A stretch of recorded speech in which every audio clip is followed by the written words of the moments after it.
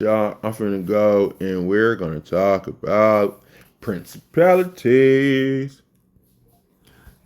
Give me a understanding of principalities from the Holy Bible.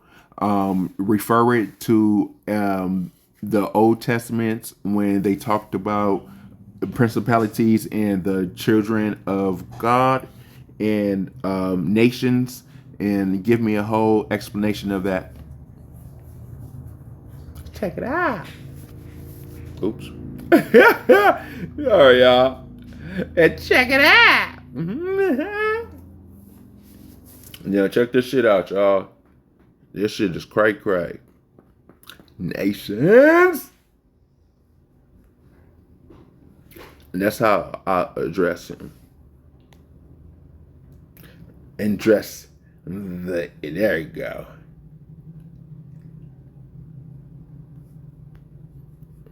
All right, come on. Let's get through it, y'all. And check it out. In the Holy Bible, the term principalities refers to spiritual or celestial beings of high rank within the heavenly hierarchy. This concept is more explicitly elaborated upon in the New Testament, particularly in Paul's letters, but its roots can be traced back to themes and references in the Old Testament regarding spiritual entities and their influences over nations and peoples. There we go. Principalities in the Old Testament. The Check Old this out. Testament does not use the term principalities What they use? explicitly, but it does address the concept of spiritual beings or powers that have influence over nations and human affairs. These spiritual beings are often depicted as part of God's divine counsel or as adversaries. One divine counsel. Psalm 82. This psalm portrays God presiding over a divine council and judging other gods or divine beings. These beings are given authority over nations, but are judged for their corruption and failure to uphold justice. Job 1, 6-12 and 2, 1-6. Here, the sons of God present themselves before the Lord, and Satan is among them, suggesting a gathering of divine beings who have roles in the divine administration. 2. Spiritual beings and nations. Deuteronomy 32, 8-9. This passage, in some translations and interpretations, now check this out. This is key, and it all like it all boils down to interpretations and shit like that. So it's all about who's interpreting this shit. And only reason why I delved into it is because I wanted to find out why people act the way they act, and why I don't know. It was a lot to me coming across this had. Like, it took years for me to even investigate this, there was so much going on to like my even wanting to investigate. Wow, so much went into me stumbling upon this. I'm sorry, that's what I should say, stumbling upon this. So this shit is crazy though. But check it out. Suggests that God divided the nations according to the number of the sons of God or divine beings. This implies that each nation was assigned to the care of a divine being, though Israel was directly under God's own guidance. Daniel 10, 13, 20-21. The prophet Daniel experiences a vision where an angelic being, often interpreted as Gabriel, speaks of a spiritual conflict involving the Prince of Persia and the Prince of Greece. These princes are understood as spiritual powers or principalities influencing these empires. Principalities and the children of God. The concept of the children of God in the Old Testament is multifaceted. It can refer to the nation of Israel as God's chosen people, or to divine beings in the heavenly court. 1. Israel as God's children. Exodus 4:22. God calls Israel my firstborn son, emphasizing the special relationship between Israel and God. Deuteronomy 4. Yeah, now check, and now this is why and God put these angelic beings, these fucking rulers of the spiritual realm, in charge of different nations, and they was in charge over governing their all kind of things. And it goes so deep into, like, like, say for instance, America. So it'd be a spiritual, as you say, being in charge over the governance of America and of China and all that different nations, and these spirits will dictate how the rulers rule and how the people get treated, and basically what's going on today.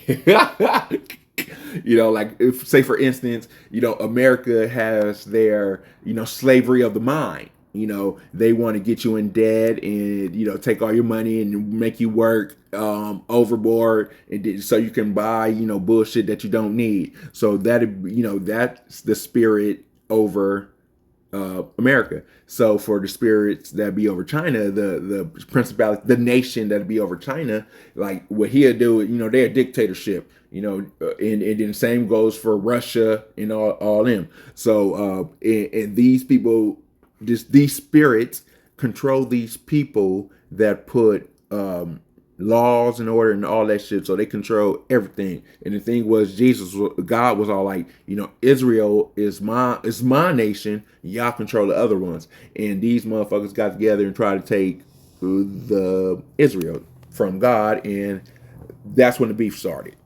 1. The Israelites are referred to as the children of the Lord your God. 2. Divine beings as children of God. Job 1:6 and 2:1. The sons of God present themselves before the Lord, indicating beings in the heavenly realm. Genesis 6:1-4. The sons of God are mentioned in the context of marrying human women, which has been variously interpreted but often seen as referring to divine or semi-divine beings. Nations and principalities. Okay, now the last thing, and I'm just giving you my interpretation of it. So, when, like in the New Testaments, when they say Jesus marries the church, and they refer to church as the bride, or when up in Proverbs when they refer to wisdom as a woman. So that's what I think. That's my interpretation of it. That's why they said that. The Testament frequently addresses the idea that nations are under the influence of spiritual forces or beings. This is seen in the following contexts. Now check this out. This is what I was talking about. Check it. 1. Judgment of nations. Isaiah 24:21. God will punish the host of exalted ones, heavenly beings, and the kings of the earth, suggesting a connection between earthly rulers and heavenly powers. You get that? If you need to rewind that, well, let me rewind it. And variously interpreted, but often seen as referring to the born son, emphasizing the special relationship between Israel and God. Deuteronomy 14:1. The Israelites are the Lord, indicating beings in the heavenly realm. Genesis 6:1-4. Sorry, y'all. The sons of God are mentioned in the context of marrying human women, which has been variously interpreted but often seen as referring to divine or semi-divine beings. Nations and principalities. All right, check this out. Check it out. The Old Testament frequently addresses the idea that nations are under the influence of spiritual forces or beings. This is seen in the following contexts. 1. Judgment of nations. Isaiah 24:21. God will punish the host of exalted ones, heavenly beings, and the kings of the earth, suggesting a connection between earthly rulers and heavenly powers. Jeremiah 46:51. Various prophecies against nations like Egypt, Babylon, and others often imply that their downfall is not just political but also spiritual. Right. 2. Protection and guidance. Exodus 12:23. Check this out. The Lord protects Israel during the Passover, indicating divine intervention in human affairs. 2 Kings 6:17. Elisha's servant sees the mountain full of horses and chariots of fire, signifying divine protection. Summary. While the Old Testament does not use the term principalities explicitly, it lays the groundwork for understanding a hierarchy of spiritual beings influencing nations and peoples. These beings, sometimes referred to as sons of God, are depicted as having significant roles in the divine administration of the world. The nation of Israel is portrayed as God's chosen people, directly under his care, contrasting with other nations influenced by these spiritual entities. The concept of principalities is further developed in the New Testament, particularly in Ephesians 6:12, where Paul speaks of wrestling against principalities, against powers, against the rulers of the darkness of this world, against spiritual wickedness in high places.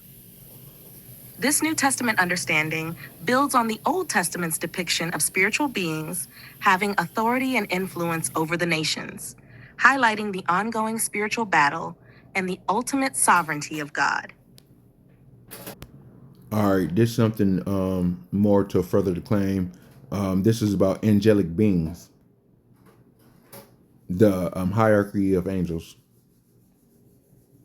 The hierarchy of angelic beings, as understood in Christian theology, is traditionally divided into three tiers or triads, with each tier containing three orders or choirs of angels.